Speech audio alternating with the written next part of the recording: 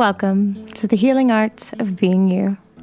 Today we're joined by our wonderful friend, Dr. Thalia Dorsten, to discuss how our inner child carries the weight of our trauma and how we can reparent these parts of ourselves to heal their pain and nurture our minds as a whole.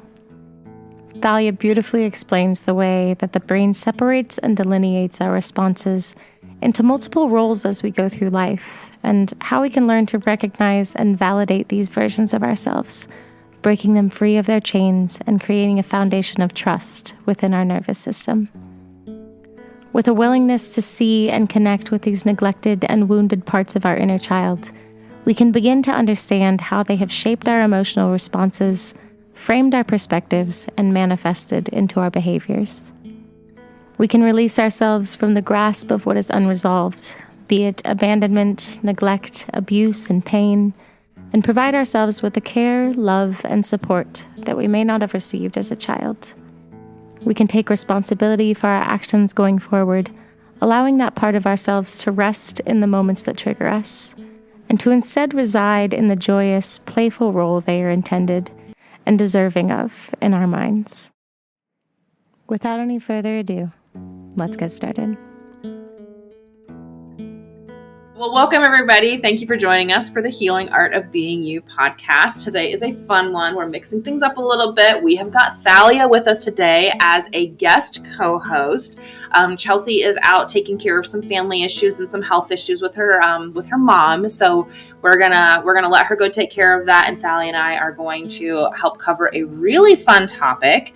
And fun as in super helpful, but not so much fun as in fun to do sometimes because it can be pretty heavy. But today we are going to talk about inner child work and what is our inner child and how do we utilize that connection in order to help our minds and our bodies feel a little bit better. Since Thalia is such a brilliant genius on understanding these things and explaining them so well, I'm going to go ahead and kick it over to you, Thalia, to just kind of give us a little bit of an understanding of like what even is an inner child, where did all this come from, and how can we like utilize that understanding in our day? Love. I'm so excited to be here too, Allison. And it's just really great to be back. If you haven't listened, I did have another podcast episode with Allison and Chelsea, the three of us together. It was super magical. Mm-hmm. So I am really happy that I got invited back on to just continue having really great conversation. Mm-hmm. I wouldn't call myself an expert in inner child work, but I have done a lot of it myself and I use it with my other clients. And certainly it's, like you said, so important for us to continue to do on a regular basis. So I got exposed to inner child work when I did my first round of EMDR therapy, which was so impactful. And my therapist introduced me to something called internal family systems. And like the nerd that I am, I just had to get all the information about what is this internal family systems. And then I actually discovered this book. So if you're watching on YouTube, I'm pulling it out in front of you. Otherwise, audio, it's called No Bad Parts. And it was written by the person who invented the internal family systems model, Dr. Richard Schwartz. So it's a really great read if you want to dive into what is the internal family system and how can you integrate your internal family system and create more peace in your life within the family. And what do I mean by that? What even is the internal family system? It's basically this idea of we have an outer family, right? Where there's the kid and the mom and maybe another mom or the dad and the uncle and all these parts. Well, we also have those same parts in ourselves, which is crazy to think about because you're like, in the past, it was seen as very much a stigma if you had pieces talking to you or parts or people talking to you, right? So nobody wants to admit that they have voices in their head. But it's true. We all have voices in our head and they're coming from these different parts. So we have the parent part, right? That's trying to protect us or give us rules or tell us what to do. Sometimes this part is also called the inner critic. We have parts of us that are these wounded inner child parts that are these pieces of us that kind of get broken off in time every time we have a wound within ourselves. And they put these stories on loop about the things that wounded them. So for instance, think about a kid who got bullied for having big teeth. I just made that up, but I'm sure there's somebody out there who's experienced that. Hermione Granger did, and she was deep and near to our souls for all of us. And you can imagine then that story is going to be playing on loop even in this person's adulthood. So maybe they got super rich and famous one day and then totally changed their teeth, right? Because of that part that thought that they needed to change because they weren't lovable for having big teeth, So that's how our inner child parts can really take over our lives in such a way where they are just making decisions for us, meaning that these wounded parts or this inner critic or, you can name all your parts, whatever you want, they are in the driver's seat. And that's what creates chaos in our world or chaos in your life. So part of this integrated family systems part is about recognizing that there are no bad parts, that all these parts are here for a reason. They're here to keep you safe. They all have one goal, your survival. But they all have these different opinions about how to help you survive and thrive. And that's where the kind of chaos can form, or the conflicting ideas where we can get stuck in feeling paralyzed, not able to take action, or feel really confused and conflicted because we have all these different parts of us telling us all these different things. When we can acknowledge these parts and love our parts, and at the same time, step into our full self, which is self with a capital S, right? Who we are at our souls, our authentic beings, being in our driver's seat of our own selves. That's when we can honor these parts and then thrive and create a little more consistency and harmony and balance within ourselves, which is reflected outward in our world. Gotcha. So it sounds like it's more along the lines of instead of just ugh, this part is immature. I can't believe I still have this as a problem for me. And oh my gosh, my inner critic, this or that. It's really more calling everybody to the table and hearing what everybody has to say. And then kind of as that capital S self, then making your decisions based on what really holds merit and what is something that really just needs to be kind of given some attention, given some love, but then also doesn't need to be part of the decision-making process. Yeah, exactly. It's just would you let your child drive the car? Your 5-year-old child drive? No. But I would listen to them when they talk about how it's not fair that they don't get to drive. And then I can tell them, I can see why you would feel that way. I can understand why that would be really frustrating for you and things like that. Okay, very cool. So with regards to, have you seen this manifest with your own, PT patients? I know that I have for sure, where people are holding on to these very old thought processes, these very old patterns from childhood, of that a lot of the can'ts, I can't do this because of whatever, and then they spent the last 20 years not doing a certain thing because they're convinced it's going to hurt them, or because they saw a parent do it and their parent had pain with it, so then they don't do it. Or I'm sure that you have seen, when you have a parent coming in and their child's coming in, their child is mimicking the same sorts of behaviors. And then it's does that carry into adulthood where it's oh, well, my mom had chronic back pain, so I have chronic back pain kind of stuff. Do you see that as well in your practice? Oh my gosh, you just named so many really good examples of how our patterning shows up in our lives. And that's exactly it, right? All of this is just learned behavior from what we observe in the world. And that's what creates these stories in our head, especially when it's something that triggers a negative emotion, because we tend to hang on to that more because our brains are wired to notice the negative more than the positive. And so we have to constantly fight that battle.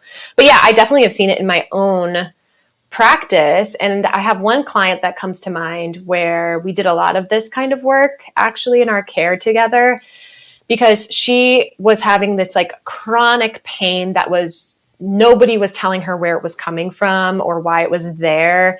And this isn't her first rodeo with chronic pain. It was just the worst that she experienced. She's had multiple surgeries, multiple chronic issues, but this one kind of spread where it was her entire body was painful. All of her joints hurt. She described it as bugs trying to eat their way out of her joints, which sounds awful, right? Totally terrible. Mm-hmm. So we were doing the normal PT stuff, which was, helping at least keep her active, but she was already the most active athlete ever. She was constantly going and she was just fighting through her pain.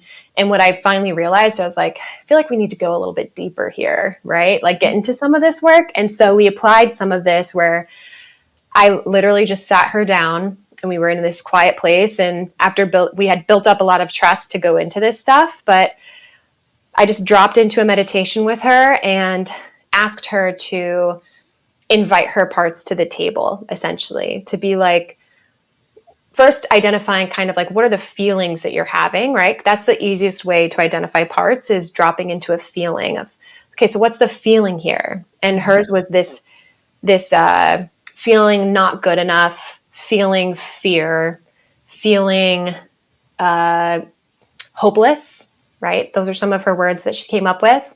And so we sat there, and then I just asked her, like, okay, can you tell me who is bringing that feeling towards you, if anybody? Like, so we started there. I just started asking her those questions, and then she identified this little version of herself, and this little version, that's the one that was really scared. And then she identified another part that was present, and it was that she described it as, and this is what's fun about your parts, is that you can start to see them in your mind's eye. So she like saw herself, and the location is so important. It tells you so much. So she was telling me that her inner child self, her wounded inner child, was hiding underneath like a table. And then there was this clouded black, really, really big figure that was like in the room with her and it was like really scary, and she didn't want to look at it. And she realized that this part was kind of holding all the cards at this point, right?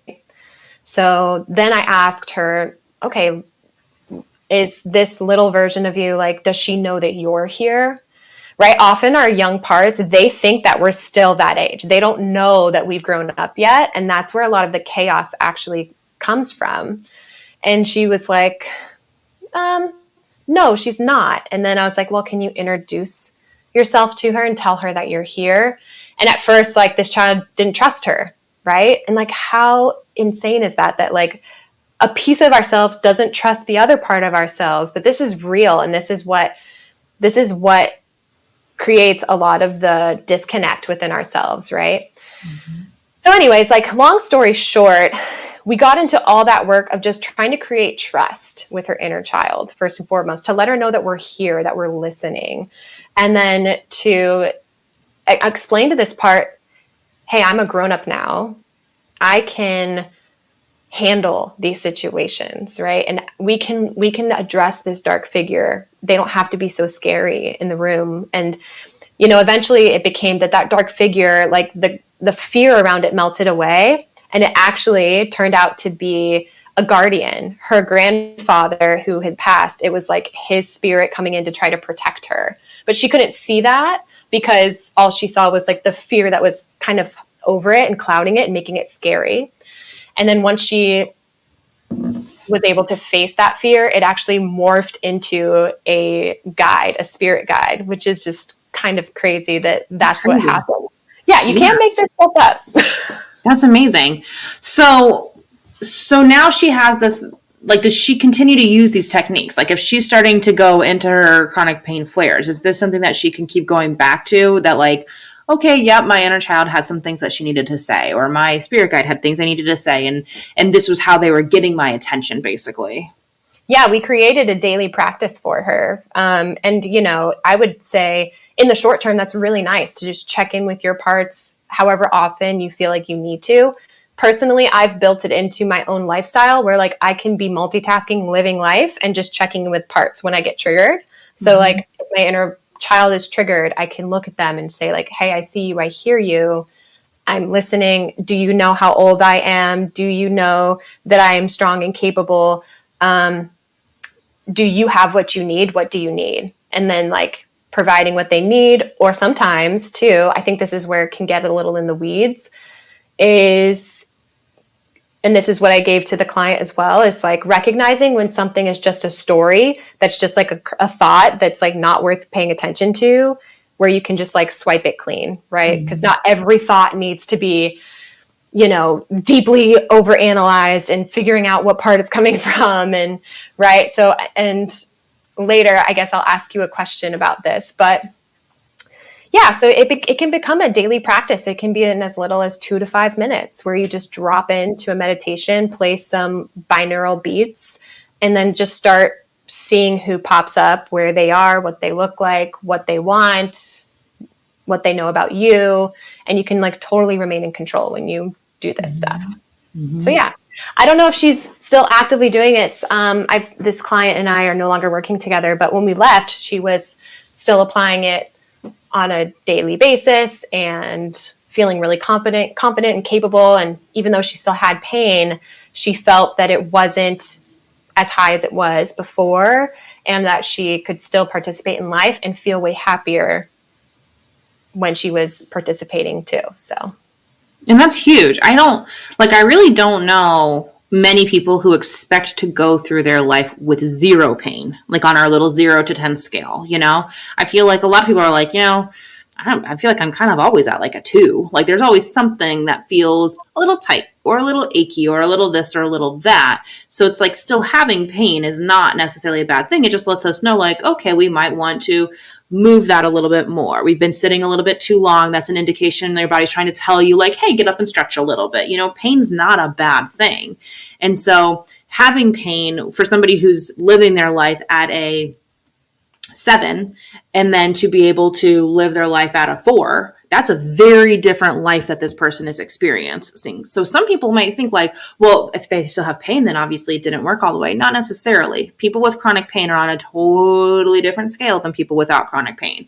I do a lot of education for my patients regarding chronic pain because as you know, chronic pain is no longer really a physiological tissue issue. It's really more of a brain spinal cord reflex issue and how your body's kind of interpreting the world around it. And so while I give this analogy of like, okay, let's say you have chronic pain and I don't have chronic pain.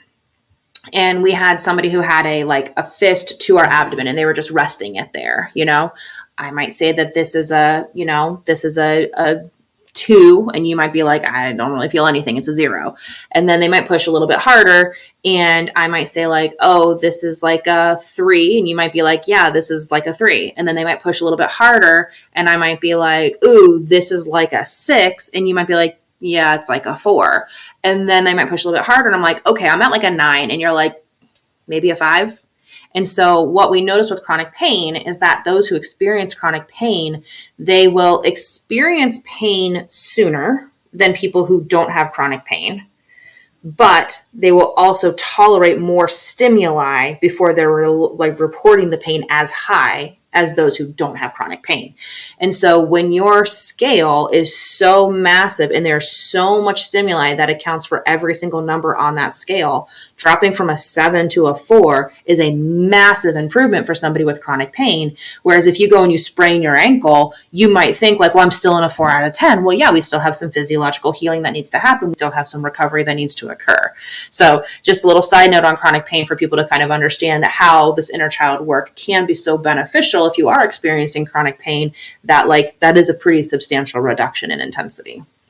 Yeah, that's so true, Allison, especially because the other part about having chronic pain in general is that you start to live your life in fear of when is the next flare up of, I don't think I can handle this anymore. This is not, there's a lot of fear of participating in life again starts to occur. And I mean, I feel like we're talking about almost like 2 different types of traumas since we're bringing in the chronic pain part now. Yeah. Chronic pain can be born of capital T, lower T trauma that's happening psychosocially, but it can also, chronic pain can cause the trauma, right? So both of those things, I mean, it's so interwoven because we all have our own big T and little t traumas in our life that it's the way that it got explained to me about this stuff was that when we go through an experience that triggers us to the point where it becomes traumatic in our lives, and trauma is different for everybody, right? It depends on your sensitivities and, so something could be traumatic to me, but not to you, similar to the example you just gave with pain. And so everybody's different with regards of what is considered trauma, but regardless, when we have trauma, then it almost breaks off a little piece in our brain where normally our memories would be stored over here, but because this was traumatic, it's now being stored over here. And it's like not being processed to be complete, which is why we hold on to it.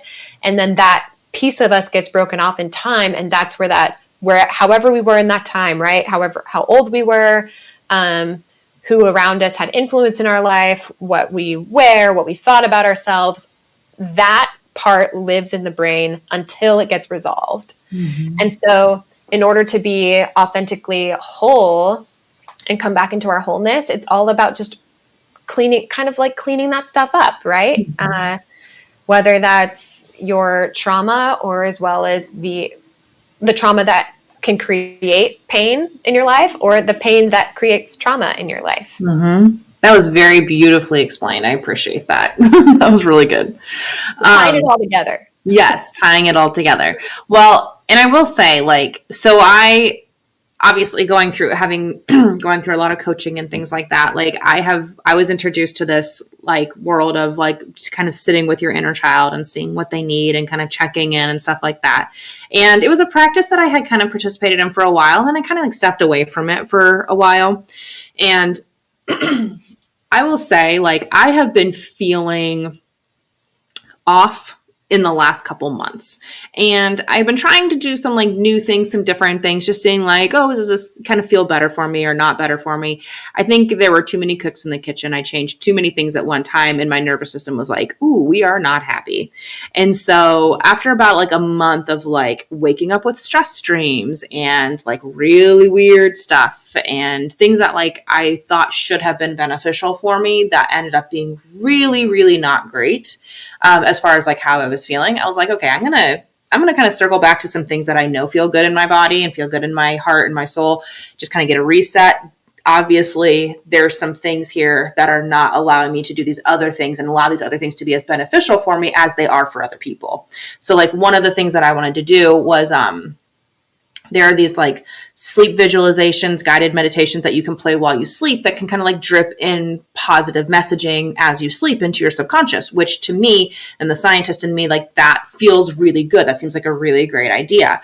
Well, if I'm doing one of these and it's about confidence and self-love, and I am then waking up with a panic nightmare and sweating, it's like, okay, there's some things going on here that like I need to address because my nervous system is clearly finding this to be almost like a threatening message to have full confidence and self-love. Like, okay, there's some things to address here. So I kind of decided to take a break on some of that and just kind of get back into the things that I know have been helpful for me. And so one of the things that I love, if anybody is a yoga person out there, Travis Elliott is like one of my favorite yogis in the world. And I love his guided meditations. I think that they are fantastic. His verbiage resonates really well with me. His imagery resonates really well with me. And so I was like, I'm going to go back to doing some of these and just kind of getting my mind right again. So I did my brain dumping, and this just happened this week. So this is like people who are in this world and do these things. And like, even we kind of just need a little bit of reset. And so I was doing this guided meditation, and the intention of this guided meditation, as you go into it, whenever you do a meditation, for those who don't do those, you really want to kind of come into it with an intention. And so the intention of this one was to like have just have like a magnificent day, just like set the intention to just have a great day. And I was like, that's just kind of what I felt like I needed. And so I'm sitting here and I'm doing this and I'm just listening to it. And I'm like, okay. And there's a gratitude component of this, and there's like a visualization component of this, and there's all these things. And all of a sudden I find myself in like a full on consoling session with 9-year-old Allison, who is just needing to say a whole bunch of stuff. She was not feeling great. She was feeling scared and unloved and out of control. And for those who don't know my background, when I was 9 years old, I was in a car accident. I broke my leg and I ruptured my spleen. Prior to that car accident, by all accounts from everybody else in my life, I was a very, very skilled athlete, specifically soccer and basketball, but I also did gymnastics and I also played softball.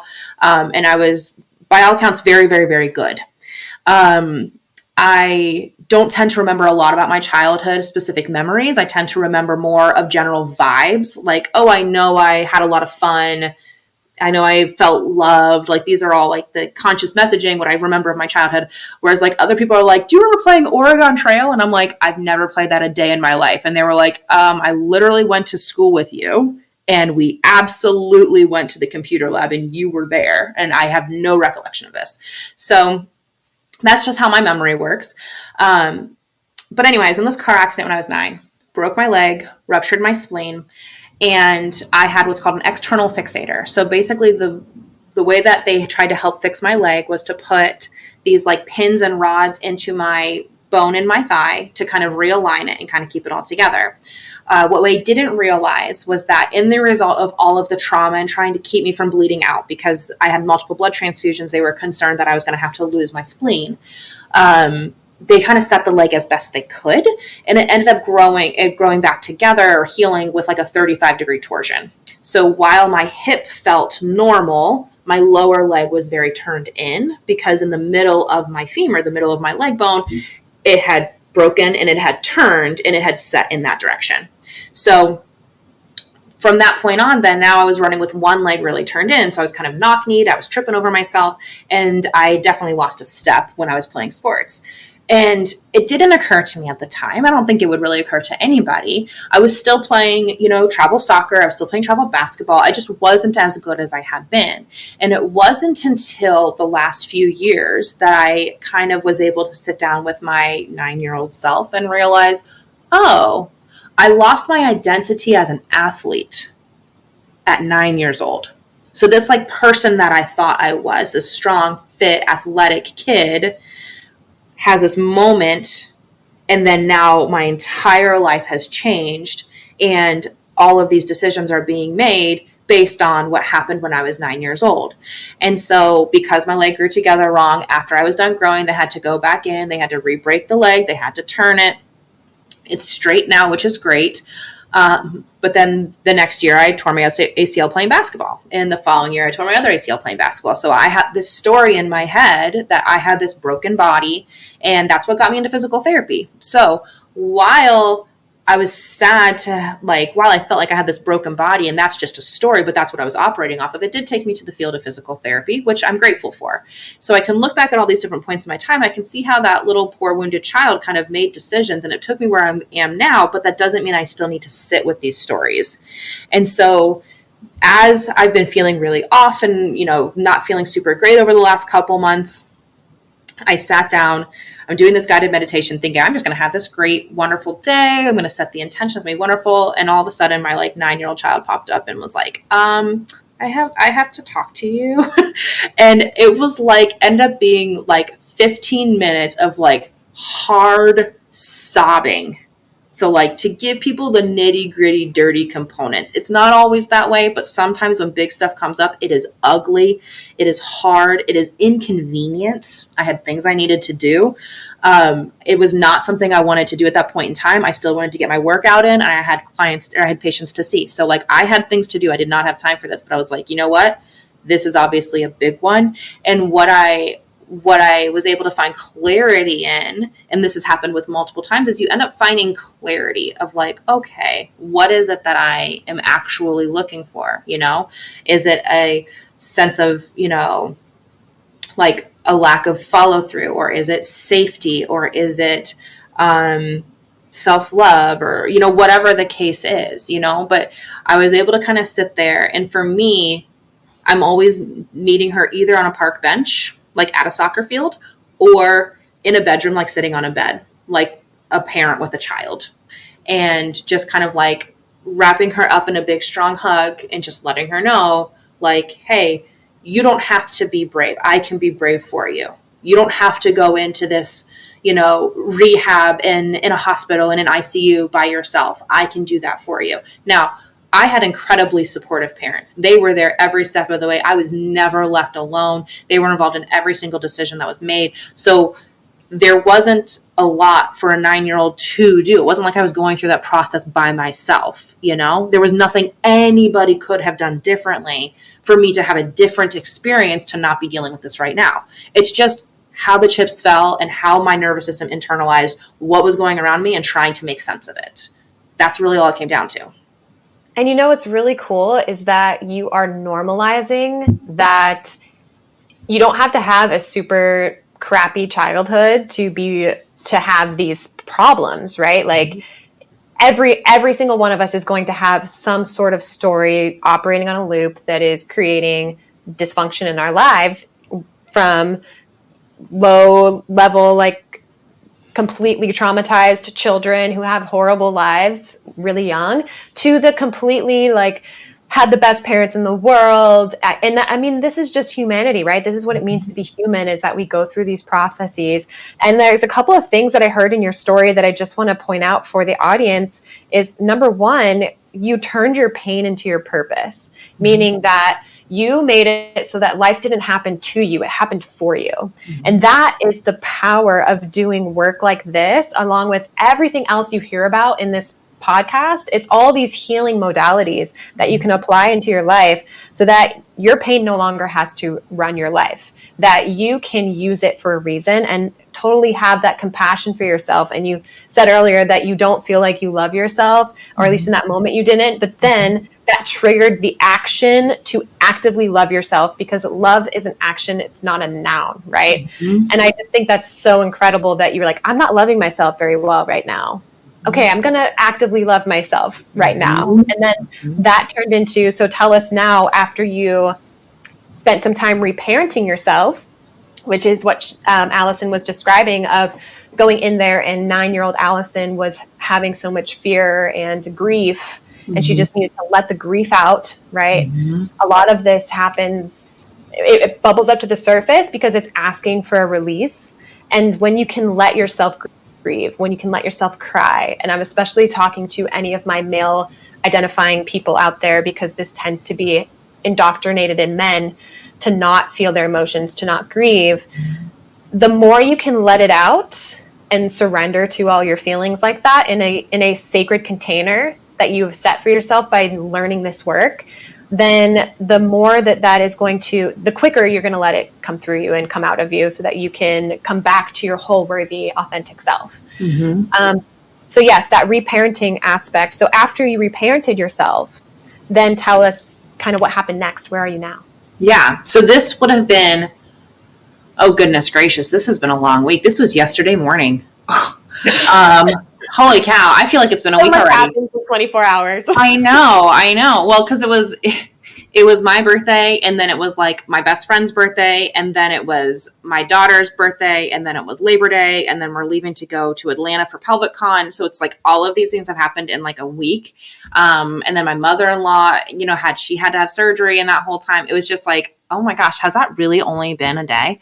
But I will tell you, when I was done with that, there was this sense of like, oh my gosh, I can breathe again. Like I didn't realize that I had so much heaviness in my chest, because it always comes on so slowly, unless you're like having a panic attack where it comes on quite rapidly. But in general, the stuff kind of, I feel like it builds up really slowly. And once you clear it, you're like, oh my gosh, I was carrying so much extra that I like did not need to be carrying. And then last night, I did wake up once, but I was able to go back to sleep, which has not been happening. I've been kind of getting like very, very minimal sleep, and then being awake for multiple hours and like early mornings and stuff like that. And so I was able to get a lot better sleep last night. So I did not feel the need to power nap today, which is great. But yeah, so I'm really excited about kind of getting back into that, because I think that I've kind of, I've talked about this in the past, where I really have one of my like addictive tendencies is professional storytelling. And so sometimes that's a TV show, sometimes it's a movie. Right now it's books, and it's like fiction books. And so it's like, it's not even like it's really like growing my mind that much, but it's just like, it's fun and it's lighthearted and it's whatever, but I'm like running from one to the next to the next. And I had wanted to get back into reading because I wanted to get off of like mindlessly scrolling on social media. But what I recognize that I've done is kind of just filled one addiction with the next. And it's like, oh, okay. And this is what I had kind of realized like a week or so ago, where it's like, okay, we need to put the books down.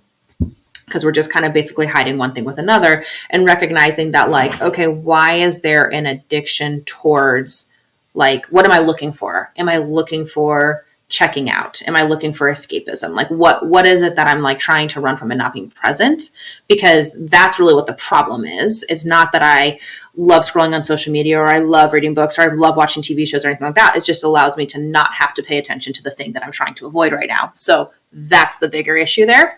But because it's been multiple months of basically kind of avoiding, all of those parts of myself have been trying to speak, and I haven't been listening. I haven't been giving them the opportunity to say anything. So it's been this build up over multiple months of escapism.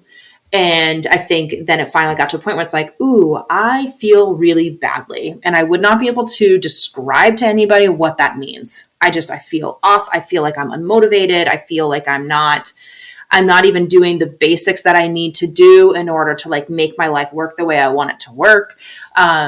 And all I want to do is sit and read. It's like, okay, well, there's a bigger issue here. So let's get rid of the books. Let's get back into the stuff and figure out what's going on here. But yeah, that's kind of how it's been working for me. So I'm feeling much better, like even within 24 hours of having like processed that big thing, and then having that intention of like, okay, we're not going to sit here and grab the book every opening we have. Like we're going to just focus on you and be connected to yourself and not get distracted and escape into things again. That is so brave to face your pain. And I think it's really important to honor that in general. And also it brings up a really interesting point of intentional versus unintentional avoidance, which is something that I have been exploring recently through the work of Dr. David Hawkins, the author of Letting Go and Healing and Recovery and all this stuff. You can check him out. But one thing that he talks about specifically is when we talk about this deep surrender work, about like looking at your parts, of doing all of that, first we have to, number one, consent to it, right? Like there are times in our lives where we're just not really in the right spot to handle this stuff. And so we can intentionally enact suppression or escapism, right? Or letting it, or like getting it out of us through like talking to a friend or something like that, which is normally not how we would want to handle our emotions per se. That's just going to get you to the point where, okay, we call that like crisis time. So when you're in crisis mode and you're like, okay, I'm in crisis. I don't think I have the appropriate capacity or bandwidth right now to handle this. So I'm going to table it. And this is where we create a sacred container for our parts, which is so important because number one, the first thing you have to do to get into this work is be resourced. That was like the first thing that I learned in therapy is like, we don't go into this work until you know how to handle any feelings that might pop up and know how to turn it off and turn it on, because you don't want to be flooded with all of your emotions without any way to control them. Right. So creating a sacred container, and it's super easy to do. We could even do it right now, where if you just close your eyes, take an inhale, take an exhale, and just start to, right in front of you, imagine a bubble. And then just start to peel any sort of negative feelings, thoughts, beliefs, any emotions, just starting to drop them into that bubble. And when you feel like you have it all out, you can gently hold that bubble, put it in a box. And if you have longer time, you could really just imagine this box and, like give it texture, give it color, give it sound, give it a shape. And then you would put that bubble in the box, gently close it, say to it, because there's parts in this box right now, like, I will come back to you. I love you. Right now is not a good time, but I will be back. And then just storing that part somewhere safe. And then you can take an inhale, exhale, and open your eyes. So it's a really simple container exercise when you feel overwhelmed to just like table it. Mm-hmm. But you do have to come back to it, whether it's like today, tomorrow, in a week. Just don't forget to come back to it and deal with those parts. So that would be like intentional avoiding. And then you can indulge yourself, right? Where I think all of us, especially who are deep in this work, and this can happen to us, where we're recognizing that we're escaping too much or trying to avoid our feelings. And then we beat ourselves up about it, which is this inner critic. Hello, part. Thank you, inner critic, for reminding me. I already know. I don't need to hear it. And that you can see how that creates that shame spiral, right? Mm-hmm. So it's like, you know better. You should have been doing this the whole time. You knew this was happening. Yeah. Yep. All the stories. And we are so human. And so it's okay for us to sometimes take a break from being super awesome because we just need to chill for a moment. I've had to learn that the hard way, right? Where I have such these big aspirations. And sometimes you're just like, I just need a break from being the best. Yes. What I really need, I think, if anybody has any good recommendations out there, I really need great and entertaining books that are not part of a series. These dang authors out here with these 5 and 6 book amazing series, I'm like, oh my gosh, I have to know what happens next. And I never read a series unless it's completed because like to sit and wait, it just drives me bonkers. I can't do it.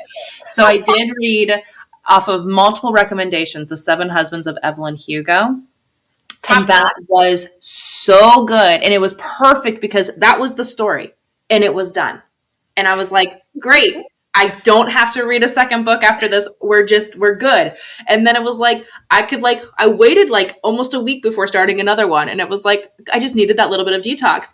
But like, I read the Court of Thorns and Roses series, it's like 6 books long. I know. And everyone's like, you need to read Throne of Glass. You need to read Crescent City. I was like, I can't. You're in deep.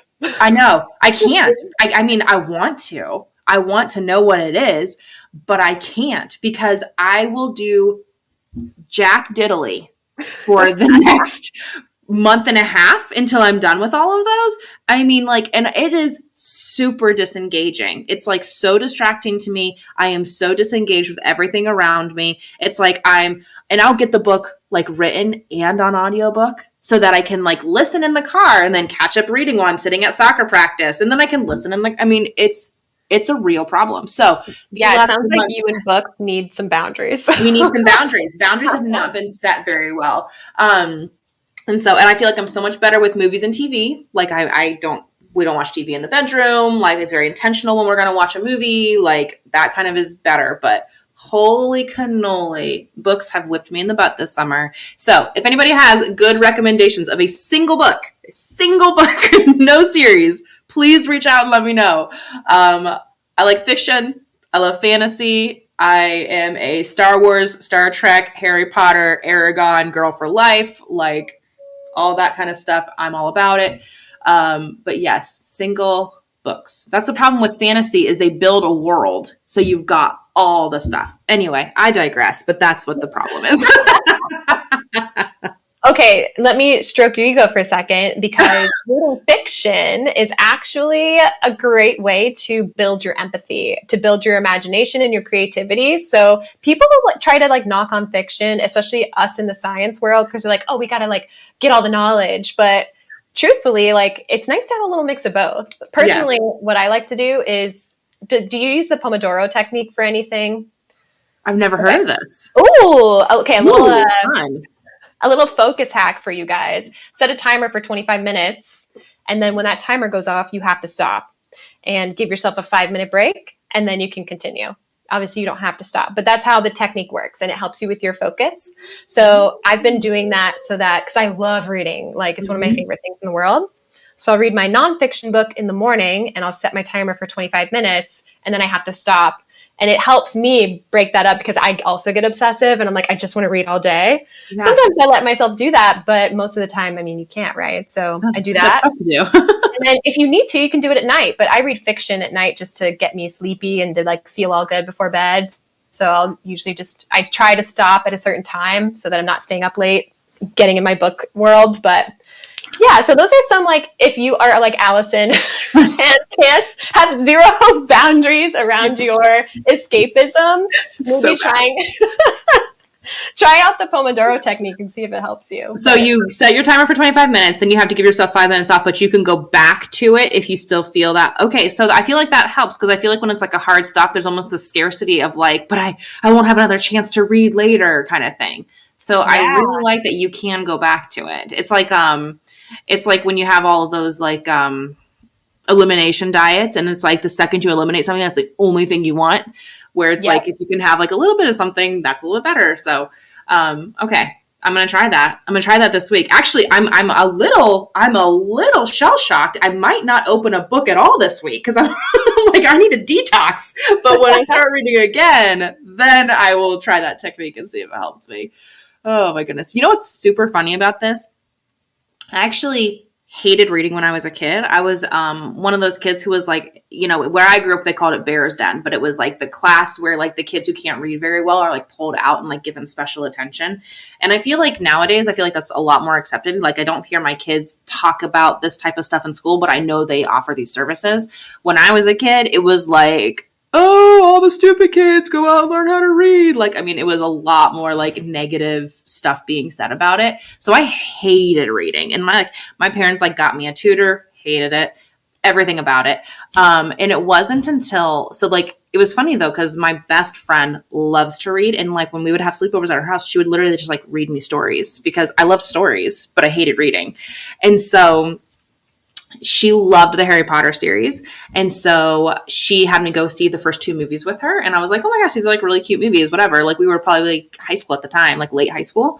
And then when the 3rd movie came out, I was in college and she was like, do you want to go opening night? And I was like, yeah, absolutely. So we went opening night and I was like, oh my gosh, I like love these movies. I probably should read these books. And because I was like so much older when I started reading and they were so easy to read and they were such good stories, Harry Potter, you know, thank you, J.K. Rowling's, no matter what people say about him, is a good story. Very, very much like got me into reading. And so that was how my reading journey started. I hated reading as a kid. That is so powerful. I actually just finished reading a book called It's called Limitless. The author is Jim Quick, and it's all about teaching you how to learn better. Because I mean, that's essentially what we're all doing right now. And if you're listening to this podcast, chances are you probably love reading or learning. And it's so powerful if you can learn how to enjoy learning and reading and actually like remember what you learn and then apply what you learn. It's such a good book. Everyone should read it. But I'm actually reading Harry Potter right now. As we speak. I've read it a million times, seen all the movies a million times. But because I read the book Limitless, I'm learning how to speed read right now. And so he said to like pick an easy book that's like a good story book that you can just practice your speed reading with. So that's my speed reading book right now is Harry Potter. So another shout out to J.K. Rowling because I have a goal of reading a book a week and Harry Potter's going to help me get there. Oh my gosh, that's crazy. So let me know how that goes for you because like, I feel like with speed reading for me, I'd be like, okay, well, I read the page and I have no idea what happened. So yeah, I mean, that's where like, we don't learn, like your whole thing about learning too. I mean, it's another story that gets put in our heads because our school systems are kind of effed up a little bit, right? That's a whole nother podcast episode. But I mean, yeah, that's where a lot of our limiting beliefs come from is like what we learned in school, including how we don't learn how to learn when we're in school. We just learn a bunch of stuff, but they don't teach us how to learn. And the ways that we learned how to read when we were young no longer apply when we're older and we actually like know language, right? And have a bigger vocabulary. And so it's all just like, we just have to learn a new way of doing things. And that applies to anything in life. You think the most simple thing that we've done for a long time, like reading, you're like, I know how to read. Well, do we actually know how to read? Like, is there a better way to learn how to read? There's always a new way or a better way or a more creative way. And that is how you maintain a growth mindset, my friends. I agree with that. I mean, hey, we have new math now, right? Common Core, right?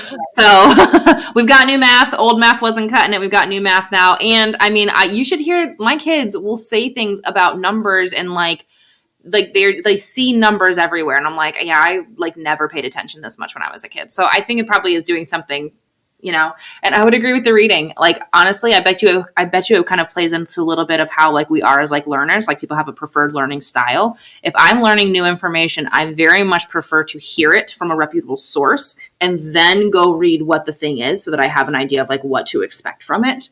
Whereas like other people are like, no, I need to like read the book first before I hear someone else talk about it. It's like, if I read the book first, 100% of the time I'm falling asleep by page 4. Like, I'm just like, oh, and I'm a pretty smart person, but it's like, I cannot get past it. So hearing people talk about it first, and it probably goes to like my reading style. I should probably learn how to read differently. Yeah. And I mean, this is why I love people so much. Like, we're all so different. And I love all the systems out there that try to categorize us to make sense of our world, right? Like the book I just read, Jim Quick, he created a little quiz you can take to learn your learning style. Like, for instance, I'm a dolphin, meaning that I'm a very creative type and I really connect to stories. So if I want to remember something, I have to create a story around it. And strict rules don't always work for me. I'm not super systematic, or that's one of my flaws, right? So I can work on being a little more systematic to create a little more order to my creative chaos, right? So yeah, there's like, everybody is so different. And that's why I love human design, which I know you guys have talked about on the podcast before. Like, it is so important to learn the art of understanding who you are. Mm-hmm. Like, that is the first pillar. And this is what my coaching business is all around. The first pillar is about yourself with a capital S. So like learning all this inner child work, learning how to manage your parts, how to create your sacred containers, how to go in deep. But it's also like learning who you are, like, what do you like? And things like, what are your values, right? How do you learn? Who are you? Because if we know ourselves better and we can actually then love ourselves, which is like self-acceptance and self-love, imagine a world where everybody accepted and loved themselves. I think that would spread and our whole world would be just so much happier, so much more creative. There would be less scarcity, less people holding on to resources because they're scared. There'd be more sharing, like, this is the world I dream of, Allison. I love it. Keep doing that. And the more people that can listen to this, hopefully they can do that as well. And we can start getting some, what is it called? Like collective consciousness. Yes. Moving towards that. I think that would be fantastic. We are definitely in our next phase of evolution of humanity. I wish I could remember the name for it. It was by this other book. I'm always reading books, as you know, but the author of Gene Keys, Richard Rudd, coined a term for the next phase of humanity that's basically is us moving into more of this like collective consciousness. I mean, you have kids. I don't have any kids, but I'm sure, like you already kind of mentioned, that they're just so expanded in their ability to connect and feel and process, and like our world is getting faster and faster, but also our children are getting more woke, So well, and it is possible to have these conversations with your kids, like we do the emotional intelligence conversations, the understanding the different parts and pieces of themselves and things like that. Like one of our kiddos just this past week was basically, we do a lot of behavioral observation and like, why might that person be responding like that? Why might they have said that to you? That type of thing. And he was experiencing some just behaviors he wasn't a fan of while he was, out and about near some friends. And so I asked him, he was going to be around them again. And I said, oh, hey, how was it today? And he was like, oh, it was fine. Nobody said anything. I was like, oh, well, that's good. And he's like, yeah, nobody's, what was the wording? Their social, I'm going to butcher this.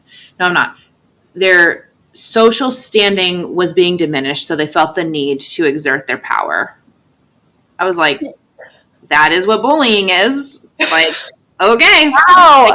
And he was just able to see it just for like what it was. He was just like, yeah. So that wasn't happening today, so everybody was fine. And I'm like, cool. So we don't have to own what they're putting on us then. Like, we can recognize it as like, that's a them thing, not a me thing. Like, you do you, boo, and I will see you another day kind of thing. And he was like, yeah, okay. Wow. And so let me ask you this to kind of bring the conversation full circle. Do you feel like doing your own inner child work has made you a better parent? 100%.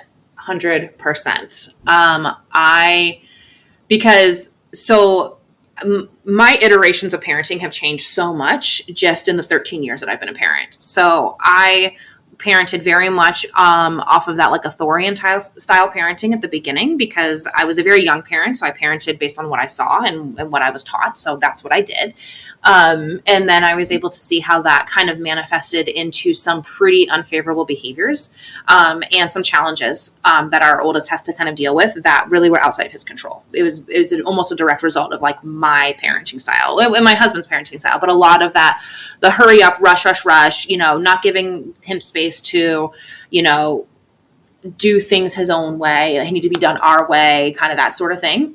And then seeing how that manifested into school and the challenges he was experiencing in school, and then the anxiety as he was getting older of like forgetting to turn in an assignment on time or not getting an A on something and all these things. And I was like, well, I don't even care if you get an A. Like, I'm not going to lie. Like, I'm not going to sit here and tell my kids that, school is BS. But at the end of the day, like, I'm not too worried about what your grades are as long as you feel like you're learning information. Like I'm just going to put that to the side. So as I've done my own work and I've been able to see how my presence in the moment, how my emotions in the moment are being dictated towards my children and how they are then responding. And then I was able to kind of recognize, like, I, as the adult, am expecting my child to have a higher emotional intelligence here. Like that's ridiculous, So it's like, if my kids are getting upset or they're getting escalated or whatever, the last thing we need to do is to have me doing the same thing. I'm the parent. I'm the one in charge, right? Like, just like my 9-year-old me doesn't get to run my life anymore, like I need to be the one to step in and provide that safety for my children, to provide that comfort, provide that guidance, to say everything's going to be fine. I know you're super upset right now. And we've done a lot of reparenting for our older two. Our youngest is quite a bit younger. And so we've done a lot of reparenting for the older two as we have grown as parents and seen how these behaviors have changed things. And we've had things that we've screwed up with the youngest one as well. And they're all going to be in counseling, as every human should be. And they're going to have their own stuff to deal with in the future. And we've told them, like, hey, we're doing the best that we can. We just hope that at the end of the day, that we love you, we support you, and we're here to help you in any way that we can. But we know that there are things that we have done and how we have parented that's going to change how you go through your life. And we hope it's for the better, but we recognize that there might be things as you become an adult that you're not happy with. And it probably is going to be a direct result of how we parented you. And we are here and open to have that conversation if the time comes. That's amazing. What a powerful lesson takeaway for new parents who are just getting started too, of just, you don't have to be perfect. And even if you're not a parent, the first place you can start learning how to parent is by reparenting yourself. Reparenting yourself. Absolutely. Because the thing is that, like, I think one of the hardest things is when I think a lot of parents who are like our parents' generation, when they hear that we're doing like inner child work or reparenting or things like that, it gets kind of taken as like an insult. Like, you didn't do a good enough job, so now I have to. And that's not the case at all. It's not the case at all. In some scenarios it is. Don't get me wrong. There's some pretty crappy parents out there. But for many of us, we had supportive, loving parents, and we still have, like you talked about earlier, we all still have trauma. And what we get to do as an adult is we get to decide if we want to keep living our way, the way that we've been living, or if we want to change the way that we're doing stuff. And there's support out there to change that if we want to. And quite frankly, the biggest growth comes from hardships. And so it's like, if we went through our entire life without any hardship, like we might not do the great things that we are able to do in our life because we wouldn't have the motivation to do that, So it's like, we can't necessarily be hateful or angry or resentful towards those things that have happened in our life that are challenging, because at the end of the day, they did help morph us into who we are today. And now as an adult, we get to determine, is this the type of adult I want to be, or do I want to make changes? And a lot of times that is going back and reparenting your child or your inner child, because when you reparent your inner child, you're able to have that self-love, that self-respect, that confidence, all of that stuff, that then your child can say things to you and you don't have to own that. You don't have to be triggered because they're insulting the 4th grade you. And you want to respond like the 4th grade you.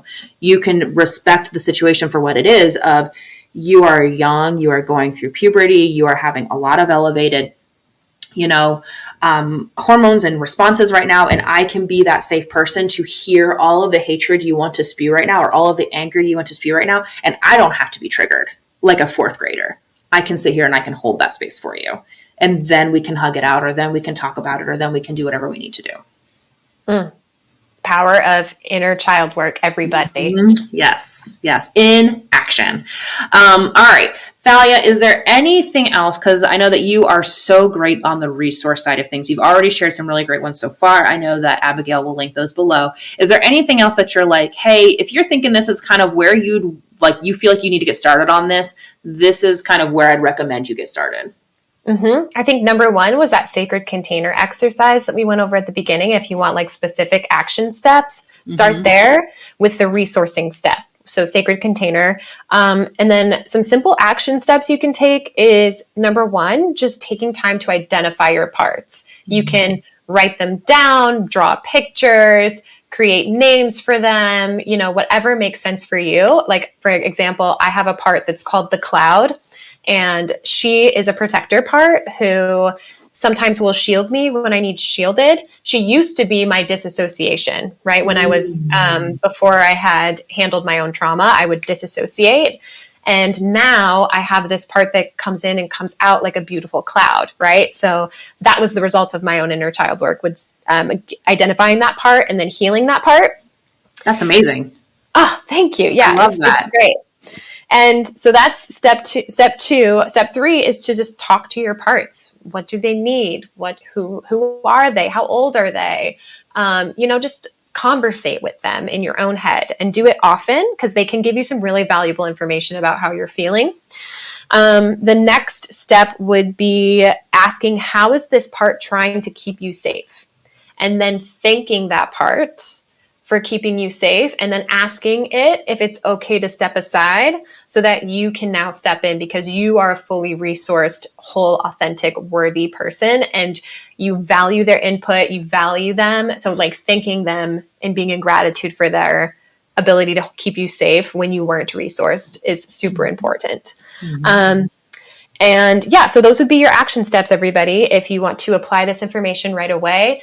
As always, we are big advocates for getting help in this stuff. So Allison and I are not experts in this. This is just how it's presented in our own lives, how we've used it, how we apply it to help our clients.